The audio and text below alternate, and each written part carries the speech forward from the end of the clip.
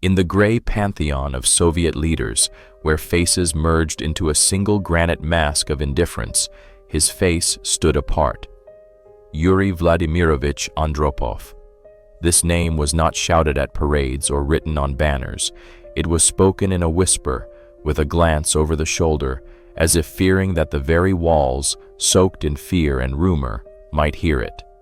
He was not just the general secretary, the last iron ruler of a fading empire. For 15 years, long as a polar night, he headed the Committee for State Security, the KGB, an organization that became a state within a state, the all-seeing eye and punishing hand of the system. He was a man of shadows, an enigma, tall, ascetic, with stern glasses behind which lurked a cold, analytical mind that knew neither sentiment nor mercy. He seemed not a living person of flesh and blood, but the very embodiment of the idea of total control.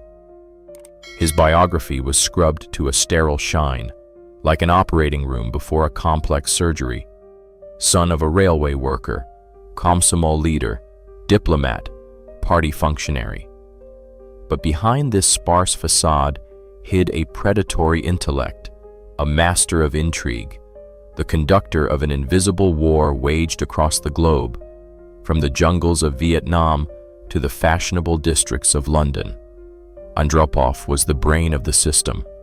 If Brezhnev was its aging, decrepit heart, then Andropov was its nervous system, its spinal cord, whose invisible threads permeated the entire body of the country, from the Politburo offices to the last village club. He knew everything, or at least he created that all-encompassing impression. He knew about the secret affairs of ministers, the foreign currency accounts of factory directors, the seditious jokes told in smoke-filled kitchens. His agency was a giant ear, listening to the breath of 265 million people, and a giant archive where everyone had their own folder, their own file, their own invisible hook. He was feared, but it was not the animal fear of brute force, as with Stalin. It was an intellectual, almost mystical terror of omniscience, of inevitability. People believed it was impossible to hide from him, that his revenge, though delayed, would find anyone, wherever they were. He transformed the KGB from a simple shield and sword of the party into an almost mystical order, whose capabilities seemed limitless. In the popular consciousness, Andropov and his agency merged into a single, frightening whole. He became the high priest of justice, albeit a cruel justice understood only by him. And when a story of personal tragedy, of the most terrible crime committed against his own blood, enters this web of omnipotence and inevitable retribution, a legend is born on its own. A legend as cold and sharp as a shiv. A legend about what the all-seeing eye of the empire is capable of when it is spat directly into its pupil. This story is not recorded in official chronicles or stored in the declassified archives of the Lubyanka. It belongs to another, much older and more powerful genre, urban folklore, a terrifying tale told in whispers, which only makes it seem more true. This legend was born in the stagnant 70s, during the twilight of Brezhnev's rule, when the facade of socialist prosperity was already covered in deep cracks, and behind it, in the shadows, a special, toxic life flourished.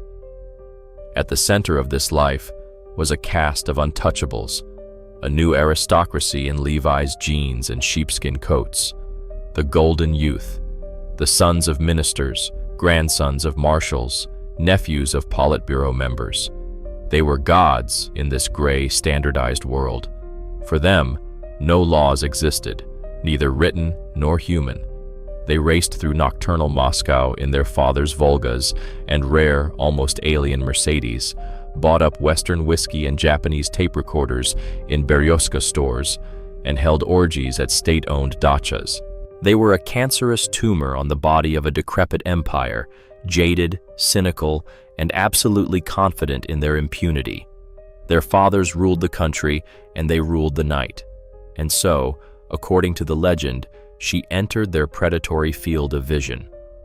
Arena Andropova, the daughter of the man whose name made even their all-powerful fathers turn pale.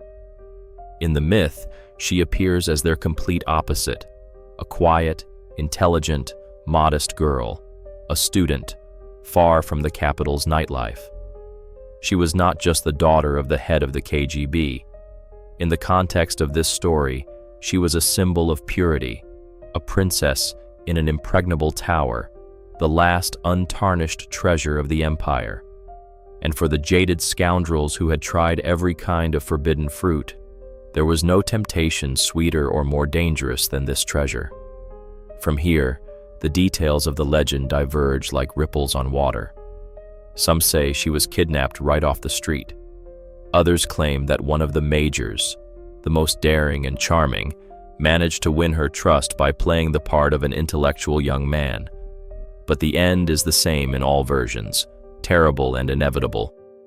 She was taken to one of those dachas, to a den steeped in the smell of expensive tobacco and spilled alcohol, locked doors, the roar of Western music drowning out screams. And there, in that hell of ostentatious luxury, they committed the most terrible act. It was not just violence, it was an act of supreme sacrilege. It was a spit in the face of the system itself, a demonstration that nothing was sacred to them, not even the daughter of the all-powerful Andropov. They didn't just satisfy their lust, they signed their own death warrant without yet knowing it. The legend says that she was thrown out somewhere on the outskirts of Moscow, half dead and battered, or that she herself, staggering, made it home. It doesn't matter. What matters is what happened next. A call on the Vertushka, the secure government phone line, a brief report, and then silence. Yuri Andropov, the man whose face was an impenetrable mask, listened to the news. The myth claims that not a single muscle twitched on his face. He did not shout, he did not threaten, he did not fly into a rage. He just listened silently, and his eyes behind the glasses turned into 2 points of ice. And in that dead, ringing silence, there was more horror than in any curse. The mechanism was set in motion. The ruthless, soulless machine of state retribution had received its most terrible and most personal command. The moment Yuri Andropov hung up the government phone, nothing changed. No sirens wailed, no regiments of the Dzerzhinsky division were scrambled. The empire continued its measured, sleepy life. But in the unseen ether, in the very nervous system of the state, a short, lethal impulse had been sent. This was not an order given in rage. It was a command entered into a supercomputer, cold and unerring. Program Retribution was activated. The legend claims there was no formal investigation, no plainclothes detectives, no interrogations, no confrontations. Why would there be, when the master of the Lubyanka already had a thick file on each of these majors? Their lives, their connections, their dirty secrets, all had been long documented, catalogued, and were just waiting for the right moment. He knew their names, their addresses, their habits. He knew where they slept, with whom they drank, and what they whispered. The hunt had not even begun, but the victims were already marked with flags on a map. This job wasn't for regular operatives. These were cleaners, liquidators, men without faces, without names, without a past or a future. Ghosts in identical gray coats whose sole function was to make problems disappear. They didn't ask questions. They received a folder, a photograph, and an unspoken license to do whatever was necessary. Their methods were as varied as they were brutal, but they always had one thing in common: flawless execution. No traces, no evidence, no witnesses. The first one, as the myth goes, was taken right from his bed, from his luxurious apartment overlooking the Kremlin. There was no broken door, no screams. He simply vanished, dissolved. His father, a member of the Central Committee, mobilized the entire Moscow police force the next day, but to no avail. The man who just yesterday considered himself the master of his own life had become a line in the missing persons column. The second met his end on a night highway. His sports Mercedes, the pride and symbol of his status, was turned into a heap of twisted metal. The official version: lost control on a slippery road, excessive speed, alcohol in the blood. A perfect, mundane traffic accident. No one ever knew about the inconspicuous black Volga that had been tailing him the whole way, and at the right moment, gave him a gentle nudge at 160 kilometers per hour into an oncoming logging truck. The third was struck by a heart attack. A young, healthy 25-year-old man suddenly died during a party at a dacha. The best Kremlin doctors could only shrug. Acute heart failure, it happens. No one could identify the traces of a rare poison developed in the secret KGB labs, which mimicked all the symptoms of a heart attack and completely disintegrated in the body within an hour. But for the ringleader, the one who was rumored to be the instigator, a fate worse than a quick death was prepared. He wasn't killed. He was erased. One day, he simply didn't come home. A few months later, his grief-stricken father, a high-ranking general, received an anonymous package. Inside was a single photograph: his son, head shaved, in a prison uniform, with dead eyes and the face of an old man, pushing a wheelbarrow of uranium ore. It was a message. Death would have been a mercy. He was sent to a place from which no one returns, a secret mine, a living hell, where a man is killed not by a bullet, but by every breath, every day, until he turns into radioactive dust. So one by one, they disappeared from the face of the earth. And the most terrible thing about this revenge was its silence. Their all-powerful parents knew who was behind it. They saw this ruthless, methodical march of fate. But they were powerless. Any attempt to make a fuss, to start an investigation, would mean a public admission of their children's guilt and their own immediate downfall. They could only watch in silence as an invisible hand crossed their offspring out of the book of life. It was the perfect revenge, a revenge that had become a state mechanism, cold, impersonal, and absolute. This story is perfect. It is perfect in its brutal symmetry, in its biblical logic of an eye for an eye. It is so cinematic, so flawless in its drama, that one wants to believe it. It satisfies a deep thirst for justice, showing that even the most high-ranking scoundrels can be brought to account. But as soon as one steps away from the hypnotic charm of the legend and asks a few simple, cold questions, the monolithic block of the myth begins to crack. The first and most gaping crack is the complete, total lack of any evidence. In the decades that have passed since then, not a single document has surfaced. Not one secret order, not one memo, not one report from the declassified archives. In an era when secrets are becoming public knowledge faster and faster, this story remains completely unsubstantiated. For an operation of this magnitude, affecting the very top of Soviet society, a paper trail should have remained. But there is none. There is only a ringing silence. The second problem is the names.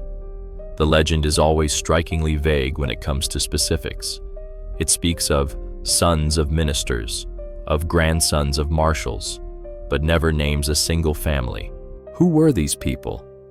Who were their all-powerful fathers who, according to rumor, could only watch in impotent rage as their offspring were exterminated? The nomenclatura of the Politburo, the Central Committee, and the Council of Ministers of the USSR are known by name. Historians could easily check the facts. Was there a series of strange, consecutive deaths among the children of the Soviet elite in the mid-70s? The answer is no. There was no wave of mysterious car accidents, sudden heart attacks, or disappearances that would fit this scenario. Furthermore, the supposed victim herself, Arena Andropova. The legend portrays her as a young, defenseless girl. But let's turn to the facts of her biography. Irina Yurievna was born in 1947. By the mid-70s, the supposed time of the events, she was already in her late 20s. She was a grown, established woman. She was married to the famous actor Mikhail Filippov and worked as an editor at the magazine Musical Life. Her life, unlike her father's, was quite public. And in no credible source, not in the memoirs of her contemporaries, nor in interviews with her ex-husband, is there even a hint of such a tragedy. To believe that such a monstrous event could have been hidden so perfectly, leaving no scars, no echoes in her social circle, is practically impossible. Finally, there is the logic of the supposed revenge itself. The KGB under Andropov was a complex and subtle instrument. It preferred blackmail to murder, psychological pressure to brute force, especially when it came to internal elite struggles. To stage a theatrical bloodbath, eliminating the children of several members of the top leadership, would have been to provoke a massive political crisis. It would have created mortal enemies for Andropov within the Politburo and destabilized the system he was meant to protect. It would have been unprofessional. A quietly broken career, a shameful exile, a compromising file pulled from a safe at the right moment. That was his style, not the script for a gangster movie. Thus, upon closer inspection, the black legend begins to evaporate like a mirage. It is built not on facts, but on their absence. It lives in the darkness of conjecture and dies in the light of day. It is a perfectly constructed narrative, but, by all appearances, nothing more than a narrative. A powerful, frightening, and captivating fiction. And the main question now is not whether it actually happened, but why this story was invented and proved to be so resilient. The specter that haunts the pages of this legend has a name, a biography, and a very earthly, human fate. And that fate is the most devastating argument against the gruesome tale of revenge. The woman whom the myth turned into a defenseless victim was named Irina Yurievna Andropova, and she was not at all the person depicted in popular rumor. Born in 1947, by the mid-70s, she was not a naive schoolgirl, but an adult, educated woman in her late 20s, with her own life, family, and career. Her world was not one of nomenklatura dachas and underground orgies. It was the world of the Moscow intelligentsia. Having received a degree in philology, Irina Yurievna worked at a magazine and was immersed in art and music. Her husband was Mikhail Filippov, a bright, talented actor of the Mayakovsky Theater, a favorite of the capital's public. Their home was a place where they discussed not criminal showdowns, but theatrical premieres and new books. It was a bohemian, artistic environment where its own passions seethed, but they were far from those described in the legend. Filippov would later marry another star, the incomparable Natalia Gundareva, and this fact only emphasizes how public and integrated into the cultural landscape of the capital Irina's life and her circle were. In rare interviews, she appears not as a recluse broken by tragedy, but as a smart, ironic woman who retained bright, human memories of her formidable father. She spoke of his subtle sense of humor, his love for the theater, and how he could joke that he was grateful to director Lyubimov for not taking his daughter into the theater. This is a portrait of an ordinary family, albeit with a very unusual head. It has room for irony, love, and quite ordinary stories, but no room for mythological horror. Irina Yurievna has a son, Dmitry, who, according to some reports, became an ordinary bank employee, another detail that brings this story down from the heavens to earth. And most importantly, the Andropov family did have its own secret, its own deeply hidden drama. But it was completely different. It was the story of Yuri Vladimirovich's first, abandoned family, of his daughter from his first marriage, Yevgenia, whom he effectively hid his entire life. Irina and her brother Igor learned about the existence of their half-sister only as adults. And this genuine family tragedy, a tragedy of rejection, oblivion, and belated reconciliation, with its real-life complexity and quiet pain, completely displaces the crude, fabricated story of violence and bloody revenge. Reality, as is often the case, turned out to be more complex and sadder than any thriller. The real Arena Andropova, with her job at a magazine, her marriage to an actor, her banker son, and her suddenly discovered sister, is a living person whose biography leaves no stone unturned of the Black legend. Her ordinary, humanly understandable life is the most convincing proof. She was not a princess in a tower kidnapped by dragons. She was a Moscow intellectual who lived her own life, full of her own, not fabricated, dramas. And the very fact of her existence is a wooden stake driven into the heart of this resilient myth.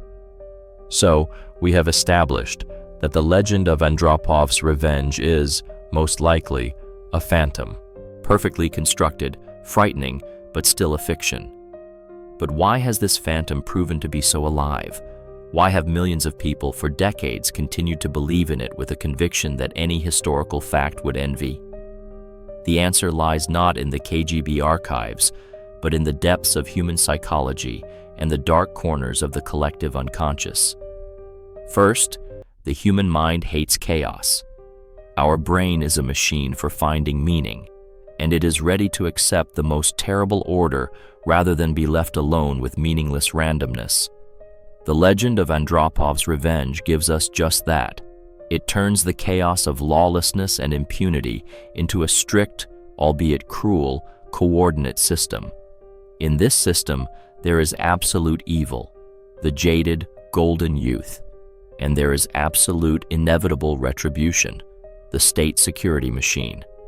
This story provides an illusion of control over a world in which, it seems to us, there is no control.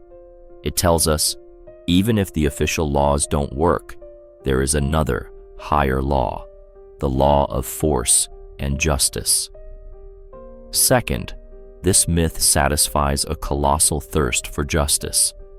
In a society where people saw that the elite lived by their own rules, that their children were untouchable, a deep, burning resentment is born. The legend of Andropov is the perfect revenge. It is a fantasy in which the humiliated and insulted see their tormentors, unreachable by ordinary courts, being punished. And the more terrible the punishment, the sweeter the feeling of satisfaction. This is a psychological compensation mechanism. If we cannot achieve justice in the real world, we create it in the world of myths. Third, the figure of Andropov himself is the ideal vessel for such a legend. He was the embodiment of mystery, control, and hidden threat. He was not a blank slate onto which anything could be projected. He was a myth in his own lifetime. His asceticism, his intellect, his 15-year reign at the Lubyanka created the image of a supreme judge who knows everything and can do anything.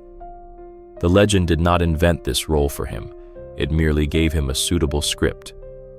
Belief in this story is a continuation of the belief in Andropov himself as a firm hand capable of restoring order. Finally, believing in such stories is a way to become part of secret knowledge. By telling and listening to this myth, people felt they were not just passive inhabitants, but bearers of a truth hidden from official propaganda. This created a sense of community, of belonging to a circle of initiates who know how it really was. In the stuffy atmosphere of total control and censorship, such legends were a breath of forbidden, albeit fictional, truth. Thus, the legend of Andropov's revenge is not just a fabrication. It is a powerful social and psychological artifact. It is the cry of a people's soul, yearning for justice. It is the imprint of fear of an all-powerful state and, at the same time, the hope that this state can be just. This myth tells us not about real events, but about the real feelings of an entire era. and that is why it has outlived its heroes, its villains, and the very empire that gave it birth. So, what is the bottom line? A debunked myth and a real biography that seem to have no points of contact. But that is only at first glance. In reality, the story of bloody revenge and the real personality of Yuri Andropov are linked by an unbreakable, though invisible thread. The legend is his shadow, hypertrophied, distorted, but born of him and inseparable from his figure. Yuri Andropov was a man woven from contradictions, an intellectual who wrote poetry and appreciated art, and at the same time, a harsh, unbending statesman.